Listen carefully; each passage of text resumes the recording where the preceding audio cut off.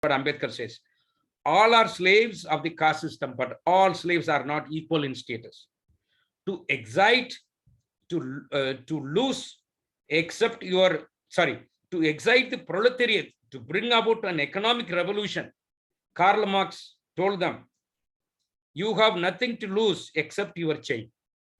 To excite the proletariat, the poor, to bring about an economic revolution, Karl Marx told them, you have nothing to lose except your chain. So get mobilized.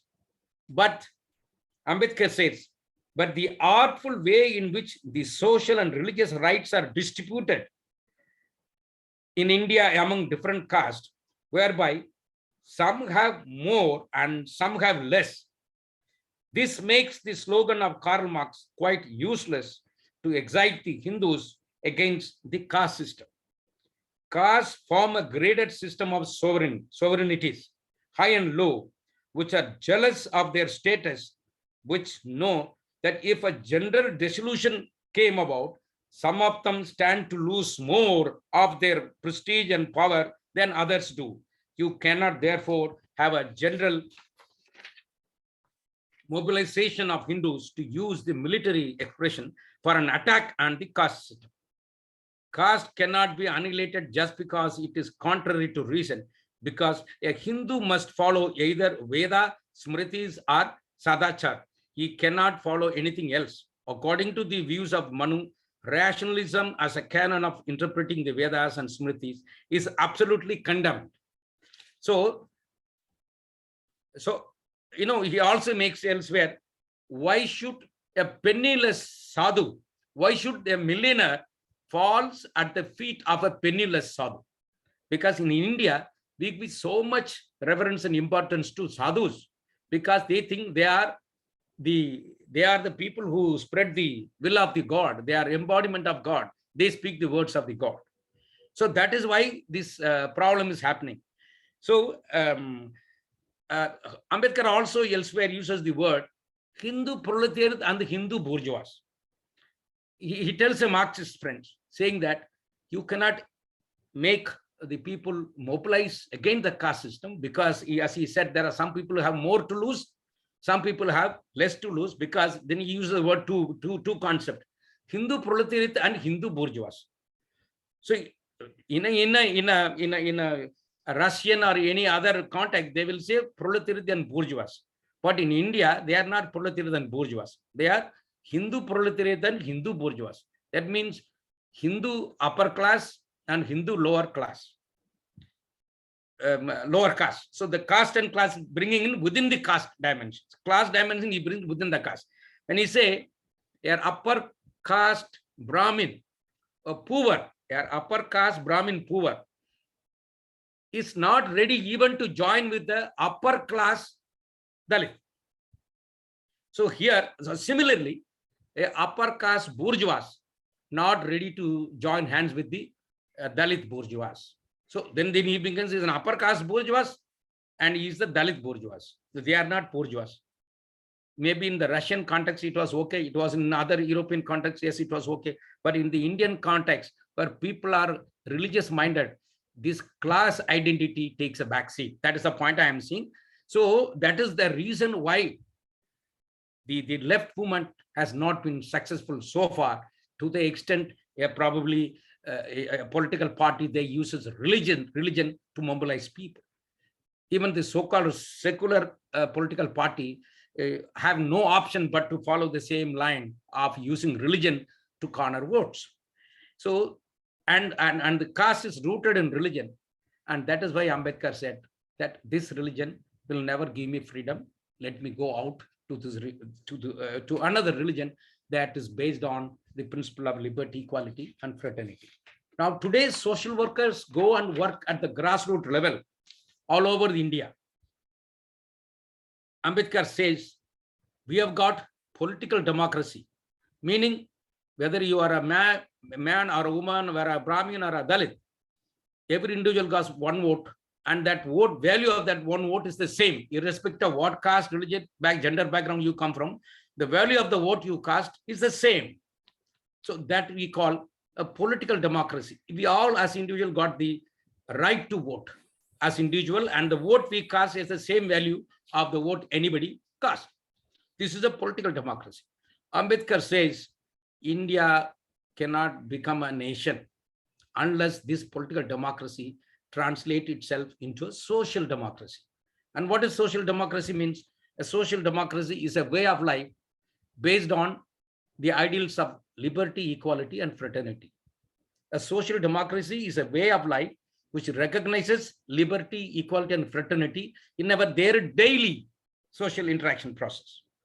Whether that is there, if it is not translated into social democracy, those who suffer from social inequality will blow up this political democracy that we have built so laboriously. What is happening in the rural India today? If you look at the social, yes, they also cast vote. It's a different matter. There are constituencies even in place like Tamil Nadu, where certain constituencies people fight election, they'll resign and go away. This practice has been then till few years before, because the upper caste nominate them, they make them stand in the election, and they force them to resign and go away. And that particular constituency, that panchayat is always held by the upper caste. So Ambedkar looked at that kind of aspect very closely, and he has says that every village, there is apartheid in every village. If democracy has take root in every nook and corner of the village, he said he has listed few conditions. I thought these conditions are very essential now, and with that I will conclude it. I know I have taken more than the time given. Those conditions: number one, no glaring inequality, no oppressed or suppressed class, right to vote for all. So if the social democracy has to become a reality at the grassroots level, at the village level, he says there should be no glaring inequality, whether it is there should be no oppression or there should be no tyranny by anybody over the other, and or with regard to even right to vote, everybody should have the right to vote. So no glaring inequality, number one. The second precondition for social democracy is existence of opposition party. Every government must have a very powerful opposition party. Elsewhere, he also says that without opposition party, the party in power can turn to be a dictator. If there is no solid opposition party in any government, the ruling government has the scope to become, or the tendency to become, a dictator. A dictator in democracy can become a reality. The danger. Number 2, 3, equality in law and administration. When it comes to adherence to law, implementation of law, there should be equality. Those, if you are in power, you use the administration the way you want, disrespecting the law operating in that country. So that is also can sabotage the emergence of social democracy. Observance of constitutional morality. The constitutional morality, he says that I become MLA or MP, if I am follow morality principles, I will not allow my son or my kith and kin becoming again a MLA or MP. So which Ambedkar calls as a constitutional morality. If you claim that you have the constitutional moral, you have to see that you don't promote your children to become more powerful politically like you. And he quotes even the Americans' experience that twice the first president was allowed to become, third time he said nothing doing, I don't want to become.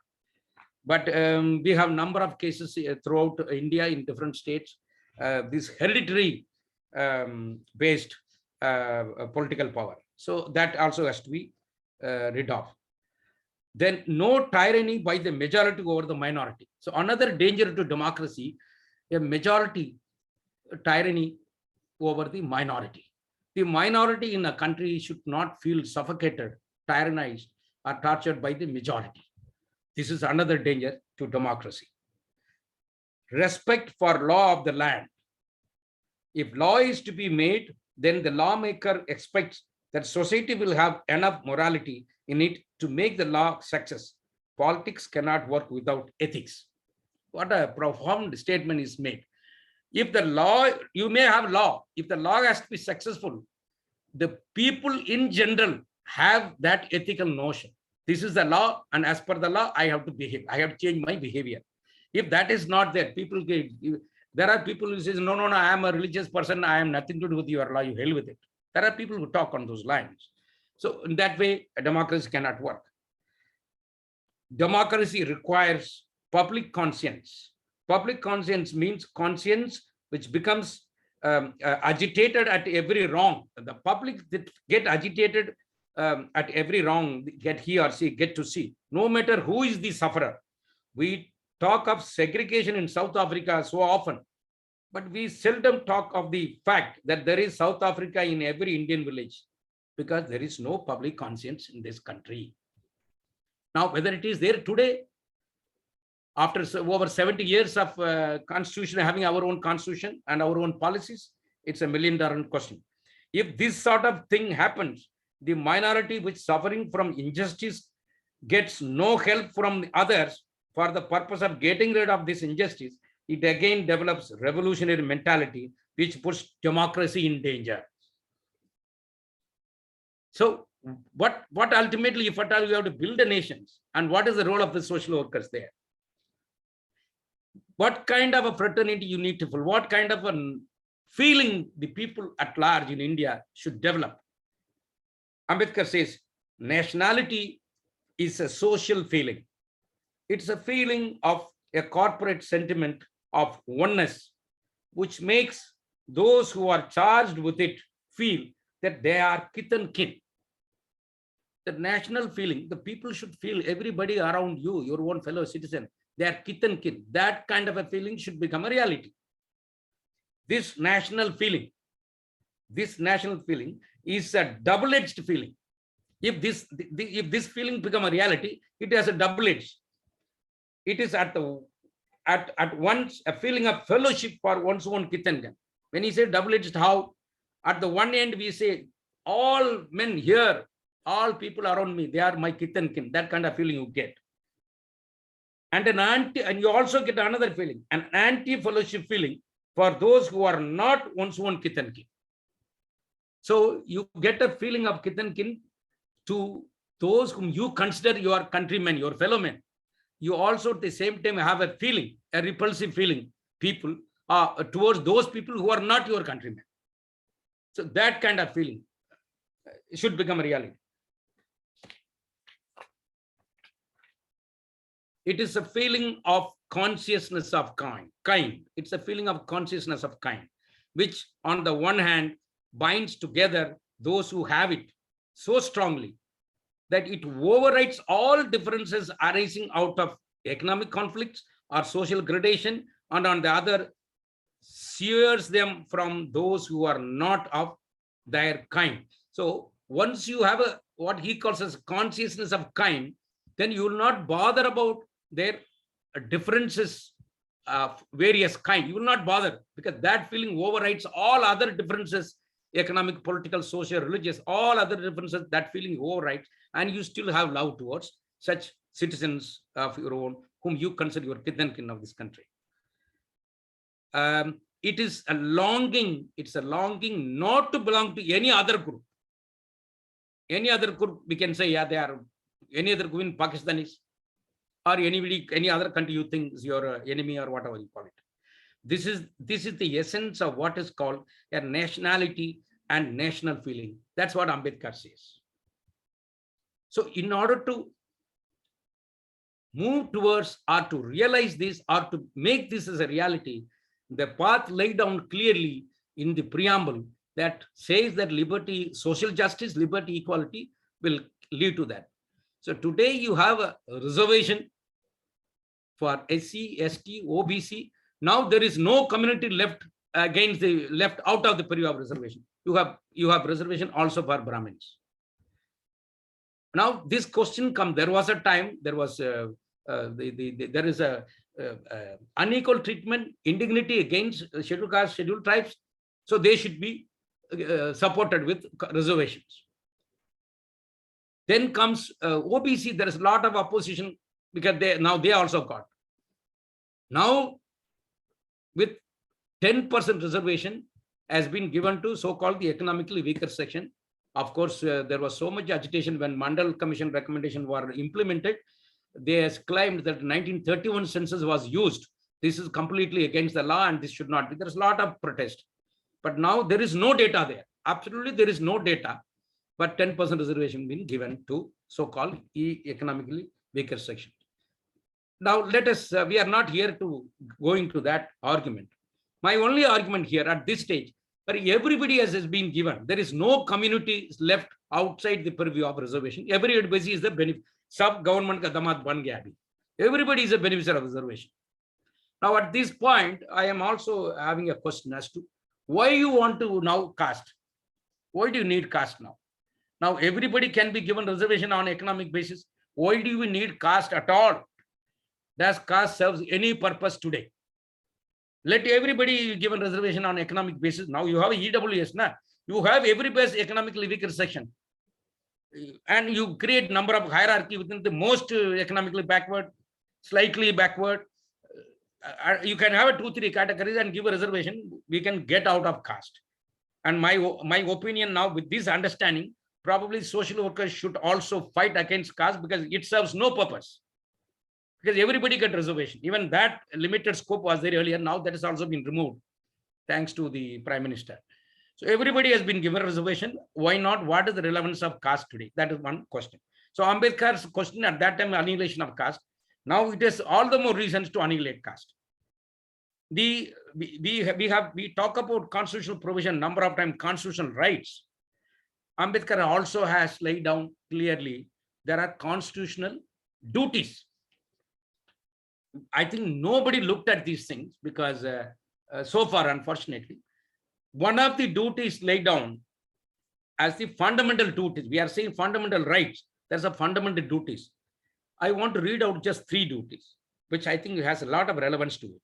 And these relevance are very, very useful for the social workers. Number 1, fundamental duties, Article 1 says, abide by the constitutions and respect its ideals and institutions. Abide by the constitution and respect its ideals and institutions. We have number of institutions.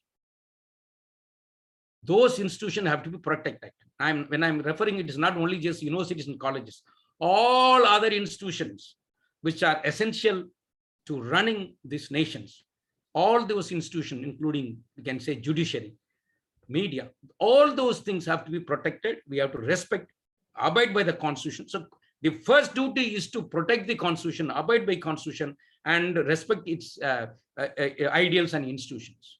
Are we doing this, or we are now busy trying to scuttle the constitutions or throw away constitution? This must be a question before social workers. Article 5 of the fundamental duties again says, promote harmony and the spirit of common brotherhood among all, which is in a way directly linked to the preamble of the Constitution, which talks about fraternity, which is nothing but promoting harmony and the spirit of common brotherhood among all. Are we doing now, or we are bringing some kind of enmity between communities? Most important, Article 8 of the Fundamental Rights says, develop scientific temper among all citizens of this country. And those who try to develop, they have been killed. We have a number of cases. So the irrational thinking should be get rid of. We must develop scientific thinking. So once you develop a scientific thinking, probably those scientific thinking will definitely counter many of those speculative ideologies that we are forced to follow or we tend to follow. Can be questioned. Probably the society, India society as a whole, will move towards a path of progress. If all these things, in my opinion, are something very, very fundamental, which Ambedkar touched upon, which have a lot of relevance to social workers' engagement with supporting, helping, assisting people in vulnerable situations. If scientific tempers become a reality, if that become a reality, probably many of our challenges that we are facing will be responded to positively. Unfortunately, the recent UGC rules, which has in my opinion, has gone against this spirit. There was a time there was no restriction on number of PhDs a faculty member can guide. Suddenly, from nowhere, a circular comes saying that an assistant professor cannot guide more than 4, an associate cannot guide more than 6, and a professor not more than 8. But when I'm looking at the scientific thinking, the Article 8 of the fundamental duties, I am wondering whether this PhD scholar, if their number increases, their scientific thinking will increase. Probably they will also question many of the unscientific practices that is prevalent in this country.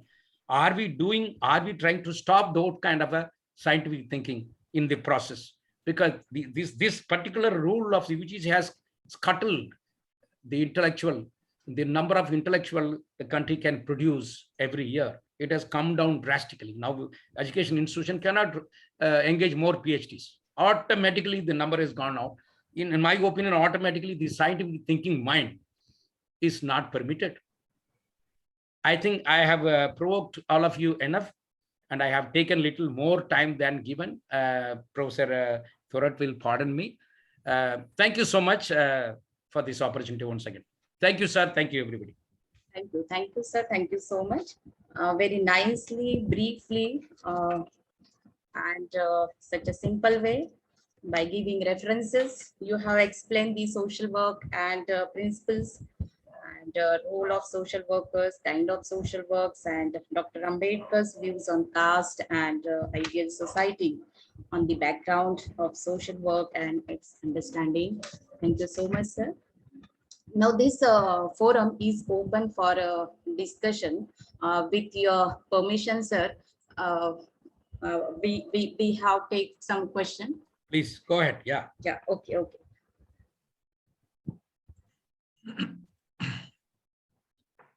Yeah, many more questions. Shall I ask? Just wait, sir.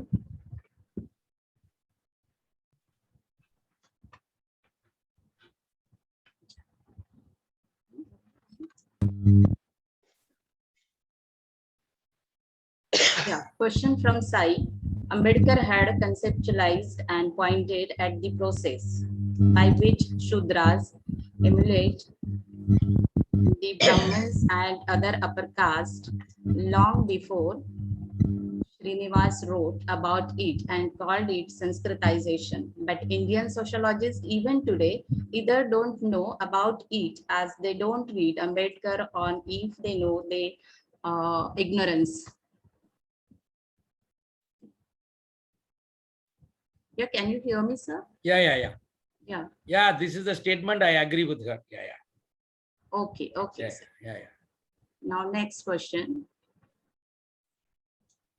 Next is comment. Also, we need a cultural transformation by creating our own culture capital. We must abandon all such festivals or rituals which hampers our liberty and equality. Yes, I agree. I agree. Okay. That is not a question. Yeah. Sir, Yeah, Ramaiah Professor sir. Verma. Ramaiah sir. Yes, who is this? Hello, can you hear me? Yeah, yes. Trilok Hazare, sir. Yeah. Okay. Sir, presently we are hearing, we are looking towards the message on WhatsApp. Okay. 340 deputy secretary persons are filled up by lateral entry without considering the constitution, without considering the framework of India. Yeah. Can you do? And there is no any reservation, no for weaker section, no for SC, no for ST. Only upper caste people they have recruited. Can you do on some comments, few comments on this? So this is what I see. The problem is I can only reiterate the point Ambedkar made, that if there is no powerful opposition, those in power can turn to become a dictator. Yes. And so probably we do not know. That is my answer. Okay, thank you. Yeah. Thank you. Yeah. Yeah, please raise your hand if you have any question. Dr. Navnath Sonone, please ask. Your video is stopped. Hello, sir. Yes. Today the lecture is very nice, sir. Thank But you. Dr. Avatthi Ambedkar's view for social and national unity. Yeah. He thought in practically and theoretically he has given to theory of annihilation of caste, Yeah. which is supportive for secular nation. Model nation on the world. Yeah. But actually in contemporary time, Baba Saheb Ambedkar has given to interdining and intermarriage caste advocacy, Yeah. theory, and he has implement personally. But nowadays, sir, this you mentioned SC, ST, and OBC community has in public gathering they are speaking regarding support for constitutional rights. Yeah. But in personally, they are denied in annihilation of caste theory, Yeah. which Baba Sahib has in practical, in personal life, they have in above 50 years after they married. Dr. in, Navnath ji, आप Navnath direct ji, question please पूछिए, ask. not to explain these things. You ask your question directly.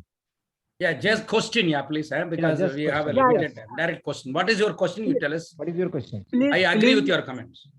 Please illustrate, sir. Ah. These reserve communities peoples are not agree in campuses, in society, and in public sarata for annihilation of caste. What is view yours, sir? Yeah, see, again, from Ambedkar, I would say, people have vested interest in caste. So people have vested interest card. That is why I just now read out. If caste is annihilated, some people stand to lose more than other people.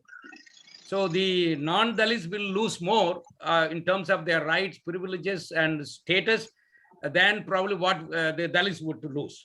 So that is why they don't want to annihilate caste, because caste is a reservation for most of the people. Although Constitution gives reservation schedule caste, but caste has given reservation to everybody. Nobody will annihilate. Nobody will be ready to. Why should anybody be ready to lose what the privileges they have? So that is the reason Ambedkar ultimately people have vested interest in caste. So as long caste exists, there will be caste violence, and that is why you moved into Buddhism. So annihilation of caste, by and large, has become a need only of those at the bottom of the caste hierarchy, not those above. So expecting them, it's a miracle actually we are expecting to happen. They will not, why should they lose?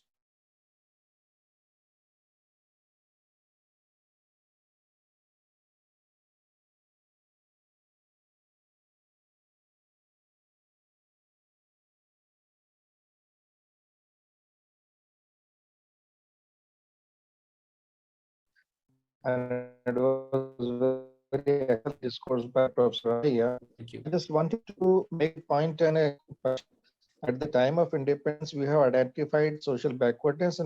But now at this point in time, since we do not have data as to which caste has how much of wealth, so caste-based census will clearly tell you which community has accumulated how much of wealth, which will help us to move towards a casteless society, because we need to know who should be supported, who is the very poor, who is less poor, who is rich, and who is more richer. So in order to know, we need to have those data.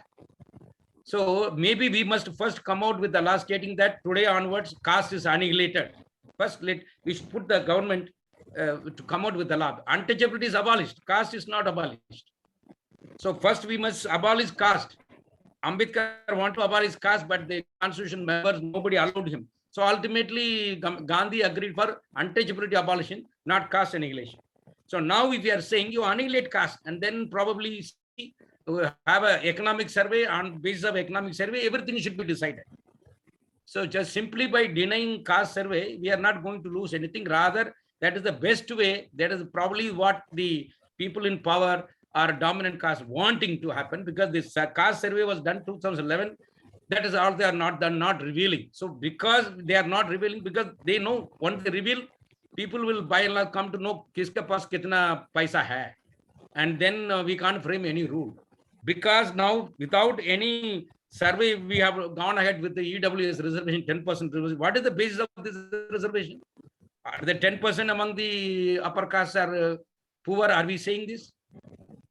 So these are basic questions. And I don't think that by opposing caste survey, we are going to oppose caste. We must pass a law, first of all. Just let caste be, a law against caste be passed, and then take a caste survey. Once you find the wealth is not based on caste, probably that time we can say no more survey. I agree. When we have absence of data, we have to have a data. So I am for caste survey. Thank you. Thank you, sir. Thank you so much. Question from Dr. Verghese. Yeah, thank you.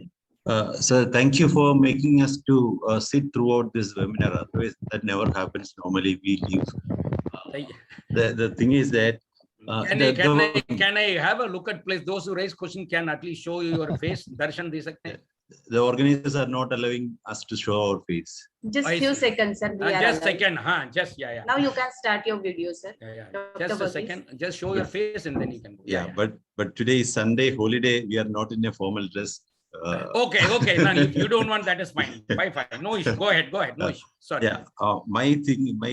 This is when a child is born in India, the government is giving a certificate that you belong to this caste. Yeah. And throughout your life, you enjoy that caste system. Yeah. That is what government want to say. Yeah. Now, the people within a particular caste system also, they are enjoying that caste system. They don't want to go out. And since they are being educated, that caste system is beneficial for them by their own people. Okay. Now, another term is social backwardness. Now, my question is, when we always talk about social backwardness, how we set any standard when this backwardness can be removed? Or can we say that when you reach at this particular point, you are no more, you will not be more considered as a backward person? Is there anything like that? Otherwise, when this will end? It's a very, very good question, Dr. Verghese. See, the word backwardness, that very word term itself is a very not a dignified term. Maybe marginalized or something like that, we can say, but backwardness is not a good concept in my opinion. We must have a concept which is individual based, because when you say backwardness, we again lump communities. This is my response. Second question. The first question, you said the certificate is given to the child and they continue to enjoy the benefit. Am I right? That is your question. Now I'm coming to you still have hundreds of villages where children hardly go to any village, any school. You have hundreds of villages, or you can say thousands of families. They don't go to school. But in that village, whether he goes to school or not, in that village, that fellow is a scheduled caste, is a Dalit. So as soon as the child is born and taking one step, if that child happened to go to other street where the non-scheduled castes are staying, the child is beaten up. Not because when he goes to school and he gets a certificate, that is why. No, that is our imaginations. That is perhaps your imaginations. Caste is there, whether you have a certificate or not.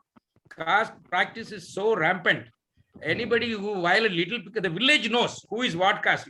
The village people do not require your certificate. Maybe in an urban area, in college, we want to hide and get identified. But in village, where the majority population lives in village, there the fellow villagers know who belongs to what caste and what rule they have to follow.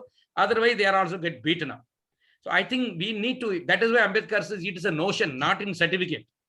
Caste is in our mind. That is why I'm saying caste is worse than a virus. We need an antivirus. Ambedkar says the rational thinking is the antivirus. It is a software. I mean, I always say it's a software problem.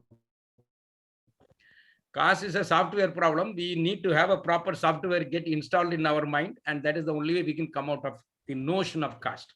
So it is not due to certificate. You seem to be saying that if you do not have a certificate, caste will vanish. No, that is not the case. You agree with me. Thank you. Thank you, sir.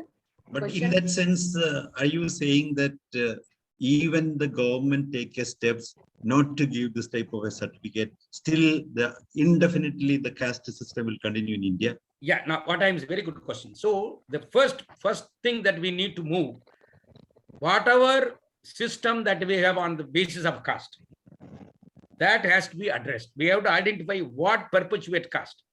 The individual's occupation, there is perpetuation. You will find, if you take the top, Brahmins are the priest. You come at the bottom, they are the people who deal with the dead bodies. You have two extremes. Are we, as citizens who want to get out of caste, are we ready to bring change in that? The two pole apart, there is so much of a disparity. Are we ready as educated, as citizens who want to end caste? Are we ready to make some changes there? Everything should be merit-based. Somebody who probably learned rituals, you run an institutions where everybody can go and learn rituals, and perhaps somebody mastered rituals probably should be appointed in every religious place. If that we are ready, that is the best way. But we say, no, temple should be only Brahmins, and the Kachara Uttanawala only Dalits. As long as we hold on to these binaries, we are not going to solve the problem, probably. So there is the challenge. That is a bigger challenge there. I agree. I mean, what you have asked is a very, very valid question. We are all confronted. So this certificate is a momentary. Today, the government of India gives. Now onwards, there is no caste. Caste is not going to vanish. The caste is there for century old, because caste is rooted not in certificate, but it's rooted in religion. And the religion says God created us as somebody inferior and superior. So that fundamentally that understanding that God created people unequal is an issue. That there is the fundamental problem. Are we ready to engage with that question? That's a challenge. I know there are many Brahmins who are very close to, they even through their sacred thread. I said, yeah, I don't believe in this. And you must be knowing there was one B.D. Sharma, once a former SC/ST commissioner, who wrote such a lovely report. Still, no report is as good as the report he wrote. Reflect so much of commitment, a Brahmin Sharma, B.D. Sharma, so much of commitment in him to deal with the caste question. And he was beaten up in Madhya Pradesh and garlanded with chapel for taking up the cause of tribals in that area. So I don't agree that all Brahmins are, against Dalits, and all Brahmins are bad and all Dalits are against. Nothing like that. Individuals have made differences irrespective of their caste. And those individuals should be recognized and their contribution should be recognized. Thank you. Thank you, sir. Question from Dr. Ghoshal, sir. Respected sir, from your speech, my understanding is that Constitution is above the religion. Unfortunately, our experience is just opposite in India. In this connection, what will be the role of real social workers to establish the rules of Constitution? Okay. See, we have one software in our mind. That is a caste software, I would say, rooted in religion, caste and religion, because caste cannot function without the support of religion. Constitution is another software we have agreed to follow. There are two softwares. Even Ambedkar himself has written, we have two ideals. One set of ideals rooted in religion, another set of ideas rooted in constitution. These two ideals do not go together. They go in the opposite direction very often. So people whose thinking is rooted in religious ideals, they don't want to recognize the ideals of caste. So there is a friction, there is a conflict. If at all, and then we have the mandate of living together, cutting across or pushing aside our religious differences, caste differences.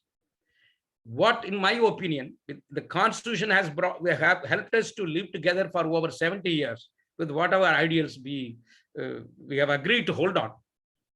And if you go in the once we start going in the opposite directions, which means going against the spirit of the Constitution, sooner or later, we will start fighting among each other. Probably we'll kill each other, and probably the democracy will go. We do not know what will happen to this country, because we will fight with each other based on whatever power we have. Some community are large in number. They may not have power, other power, but that very number itself has the potential to emerge as a revolution. If you look at even Marxian theory, if the proletariat are led to suffer for a longer period of time, therefore naturally the very number of people who suffer naturally they get mobilized against the bourgeois class. The same principle may emerge as a reality in this country. So in my opinion, the social workers must be a true follower of the spirit of the Constitution, which means liberty, equality, fraternity, and there should be a special orientation to social work students and teachers, that they should be completely grounded in those ideals of the Constitution. And somehow they should be convinced, yes, you may belong to any religion, whether you are a Hindu or a Christian or a Islam, whatever. Today, I respect you as a citizen, fellow citizen, because you and I have agreed to live together on the basis of constitutional principles, not on the basis of the religion. You follow the religion, I follow.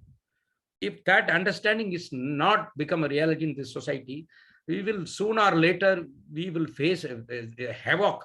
It's going to free a lot of civil war kind of a situation. I think we will eliminate each other. That's the end of India, and that danger should not become. And Ambedkar himself has cautioned this, that this can become a reality if we quickly do not hold on to the constitutional principles. It's not my view. It's Ambedkar himself has said. Sooner we need to move towards the constitutional principles to address our issues, not towards our religious principles. Thank you. Thank you, sir. Dr. Gibson. Can you hear me? Sir, Dilip Singh. Yeah, please go. I'm from Shillong, Meghalaya. Please go ahead. Sir, my question is, I think it's a sort of silly question, but still I want to get the answer. So in case we all are here to talk on the classless society and formation of equality. The question is, how to sustain such equality we get in near future? How to sustain this equality if we get it in near future? Yeah, it was sustainable equality, and how to yeah, that, see, as I said, it is basically, you can mute your mic now. Okay, thank you. It is, and as I said, it is basically a software problem we all suffer from, because our mind is essentially rooted in religious understanding, which clearly says what is right and wrong. Constitution ideals says what is right and wrong. They are different. So if we have to move towards equality, we must see that. And that is why, again, I would say, go back. Once Mahatma Gandhi said, as a nationalist, as a patriot, he said, we are first Indians, then only Hindus and Muslims. Everybody must take this. Everybody must internalize this understanding. We are first Indian, then only we are Muslims, Hindus, and so on and so forth. Countering that, Dr. Ambedkar said again, no, we are Indian first and Indian last. That's all. Don't say we are first and we are second. No, we are Indian first and Indian. We are Indian, only Indian. Other identities should take a backseat when it comes to interacting together. At that time, our primordial religious caste identities should take a backseat. Now, equality, all those things can become reality only when we are ready to move towards their directions. Are we willing to move towards their directions? Are we honest enough when we claim that, yes, I'm willing to move towards the constitutional ideals? There is the question. So there is somewhere some double standardness in all of us. We say something, but practice something else. What we say outside is not what we have inside our mind. Maybe that is some critical reflection, honesty is required from every individuals. That's what I would say. Without honesty at that time, probably we will not be able to move even an inch forward. Thank you. Thank you, sir. Yeah, Dr. Thiyam Bharat Singh. Hello. Dr. Thiyam Bharat Singh. Can you hear me? Can Is you my hear me? video working? Yes, sir. Yeah. Just want to. Video is, yeah. Yes, sir. Video is not working. Doesn't matter. Anyway. Yeah, yes. First of all, Yes. I am Dr. Thiyam Bharat from Manipur University. First of all, I would like to thank Association for Social and Economic Inequality for organizing this webinar. The theme of this program is also very relevant, and also would like to appreciate Dr. Ramaiah for giving an excellent lecture. You have enlightened me to this concept of caste. In the middle of your lecture, sir, you said caste is, the concept of caste is a notion which is deep-rooted in our society. I agree with your point, but the depressing scenario or frustrating scenario of our society is that the discrimination and marginalization between a community, not between scheduled caste, not between caste and tribe and other communities. So what is a growing chasm is between the communities, between the caste system. So how will you address in the context of this Ambedkar thoughts of caste? This is my very short question, sir. When you say between caste, you are saying there are different castes, and you are saying that okay, or you are referring to any particular caste among them. You are asking this question. Yeah, within a caste group, there is a growing inequality. Yes. That is my short question. Yeah, good. Thank you. See, that is what the entire issue, what you have raised is a fundamental question which everybody is trying. Because the moment you say caste system, it is a system that promotes inequality. That Ambedkar calls as a graded inequality. Higher the caste, higher the privileges and status. Lower the caste, lesser is the privileges and status. So it is bound to create inequality. The growing gap will naturally arise because the institution of caste is built on those principles. It will happen like that only. So as long as we hold on to caste, people belong to different caste. If they hold on to their caste notions, the gap between them will widen. The conflict between them will widen, and so that is why annihilation of, we will say, do we get rid of the caste? Yeah, it is not possible because there are beneficiaries of caste, there are victims of caste. A vast majority happen to be the beneficiaries of caste. Why should majority will give up the benefits and the rights that they enjoy for the benefit of relatively minority populations who face subjugation, humility, and deprivations? So it is probably rather illogical to even that very expectation becomes illogical. Do you think that the education can transform this inequality in future? Yeah, absolutely. Very, very. Again, see, a person who is sleeping, somebody who is sleeping, you can wake them easily with just little hit, he will get up. But somebody who is pretending to be sleeping, how much you try, he will be snoring with more volume because he is not sleeping. He is pretending to be sleeping. What I am trying to say, the people who really want to get out of caste will get out. But when I don't want to get out, but I am pretending to be getting out, the problem will not go. So, and that is what the problem we are facing. The beneficiaries of caste are large in number, they hold power, they have accumulated everything, they are everywhere. And annihilation of caste is not the necessity for them. It is necessary only for those who are at the bottom of the caste. And they are minority, they are powerless. There is so much of indignity, untouchability, everything is pushed. And that is why Ambedkar very well, if you are a Hindu, you have to be either upper caste or a lower caste, and the lower caste and upper caste conflict is bound to happen. So he said that before I die, get rid of this caste. So he renounced Hinduism and embraced Buddhism precisely for that reasons. So being a part of the caste system, you cannot talk against caste. No, that is an issue. Yeah, that is a trap. Thank you. Thank you. Thank you. Thank you, sir. Uttam Sonkamble, sir.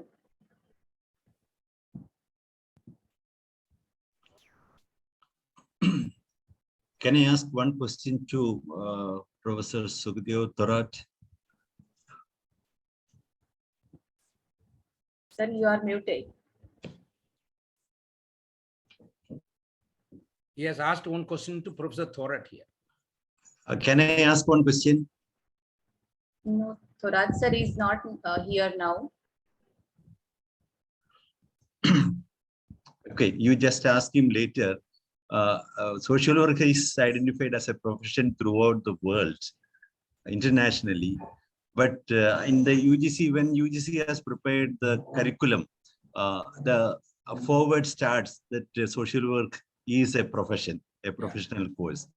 But last year, the UG has refused that, and they have refused scholarship to people, saying that this social work is not a professional course. Please ask him sometime when you get. Okay. You can put your question in chat box. Definitely you will get the answer. Please.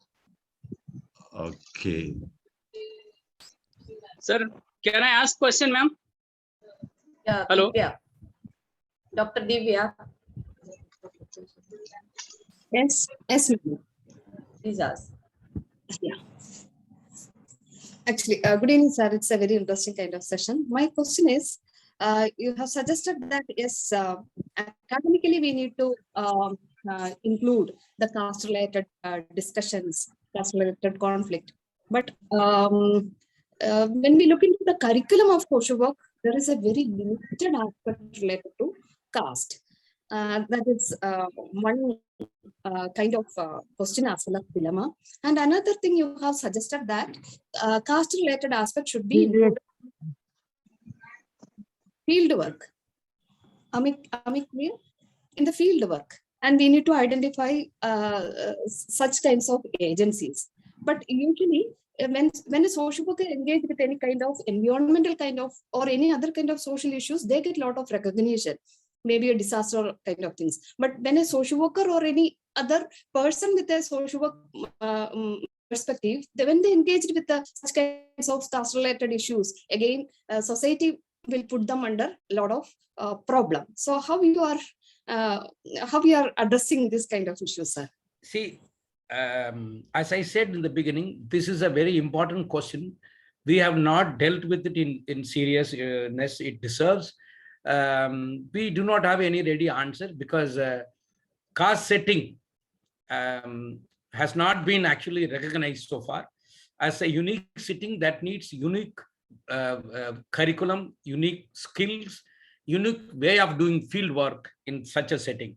That is, in my opinion, it's a new emerging area that has not been actually so far dealt with the seriousness that it deserves. So if at this stage you ask me, I really cannot say anything because the society at large is deadly against people who try to bring some change in the caste system. So anybody who's trying to work towards bringing some positive change in the caste structure will definitely be looked down upon, not only looked down upon, but also probably put them in some kind of a crisis. So we need to think very seriously on this because this thinking just emerging now, I would say. It is a newly emerging area which needs to be seriously thought about, developed over a period of time. Thank you for the good question. Thank you, sir. Thank you, sir. So Nazaria asking, is education adding complexities to issue of discrimination, inequality, creating class within caste, perpetuating intra-caste marginalization? What is the question? I didn't get. Yeah, is education adding complexity to issue of discrimination, inequality, creating class within caste, perpetuating intra-caste marginalization? Yeah, see, Ambedkar says you can't bring any change unless you create a crisis. Any change will not come easily. So the education is not with the intention of bringing complexities. Education helps individuals to think critically about his own, her own understanding of reality. So it is bound to bring complexity. It is a healthy move. It's a positive. I look at it as something positive. More complexity will bring more clarity over a period of time. Otherwise, status quo will be maintained. And somebody says status quo is a virtue of an ass. So there is no point in maintaining status quo because status quo means there is end of everything. We need to move from one stage to another in an evolutionary process. Thank you. Thank you, sir. Question from Ashok Babu.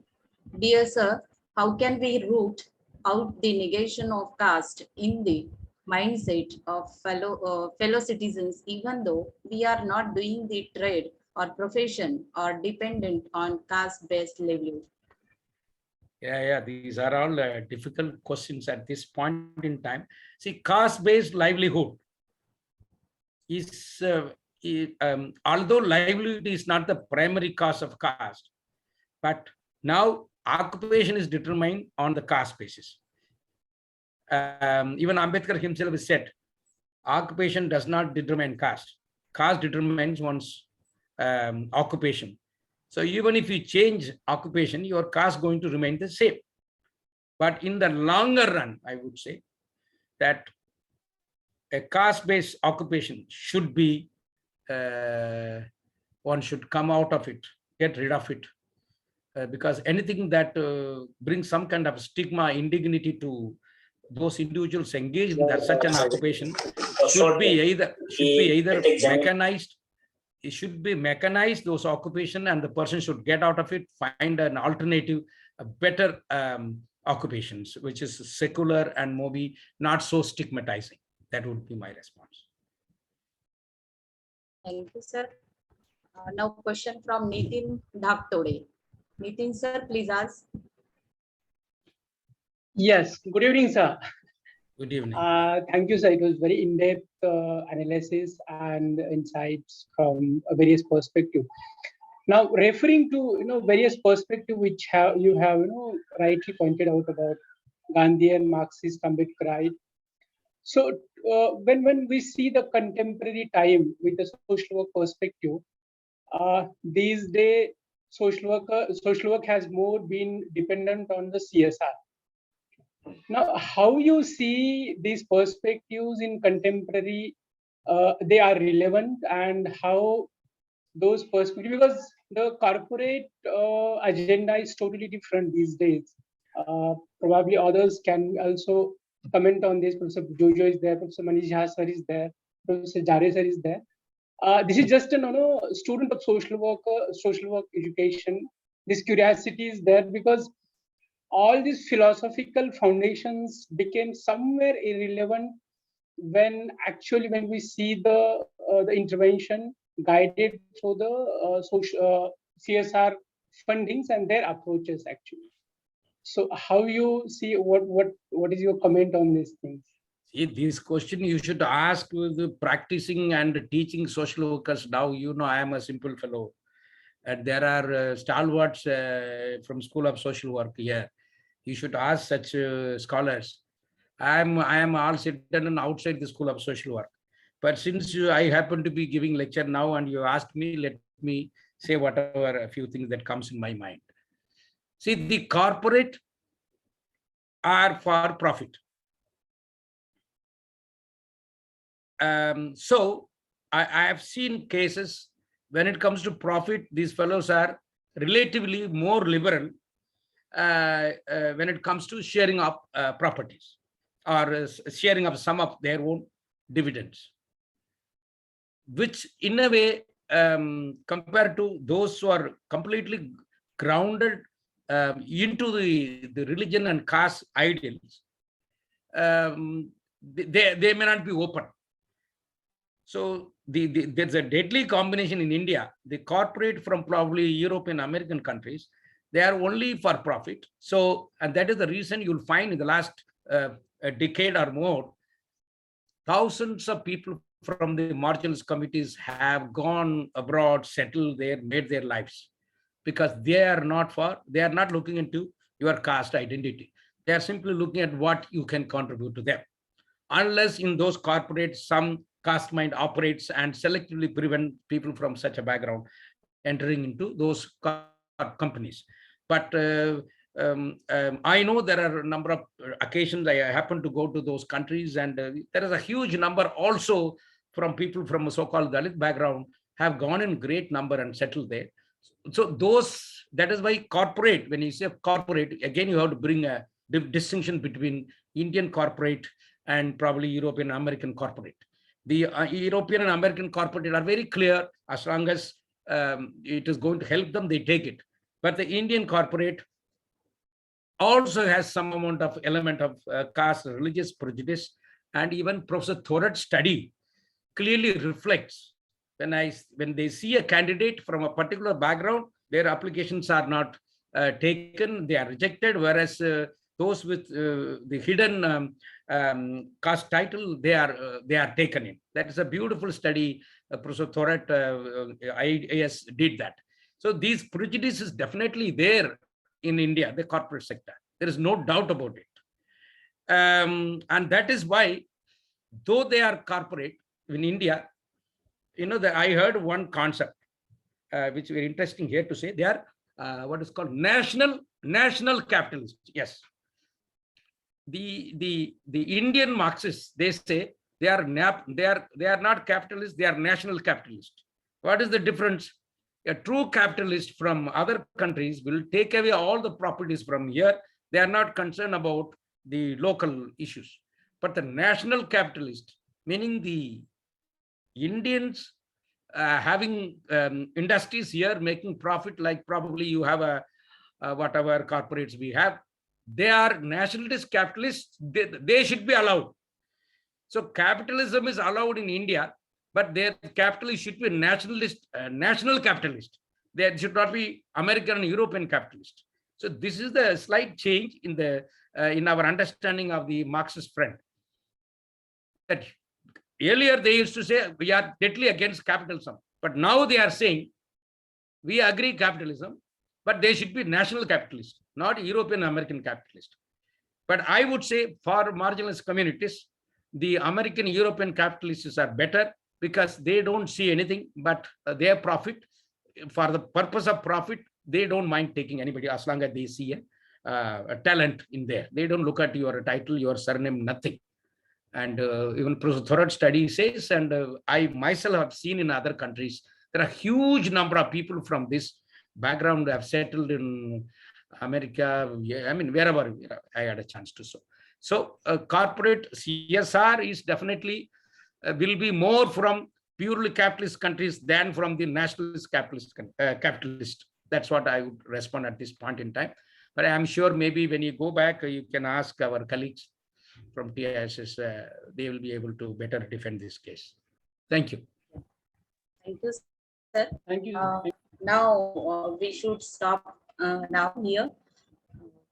बहुत से सवाल के जवाब आपने दिए हैं sir, काफी विस्तार से और बहुत ही चिकित्सक रूप से इस विषय पर आपने चर्चा की है। बहुत बहुत आपका धन्यवाद।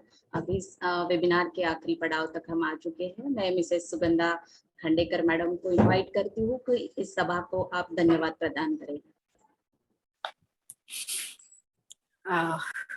Friends, Sugandha Khandekar here. I am member of the Association for Socio-Economic Equality. I hope you all have taken a lot and learned from our today's webinar on social work, caste, and Ambedkar's ideal society. It's my honor and privilege now to give vote of thanks to all those who helped make this webinar happen. We would not have been together here without Association for Socio-Economic Equality. So, first and foremost, I'd like to thank the association for giving us the opportunity to be together here.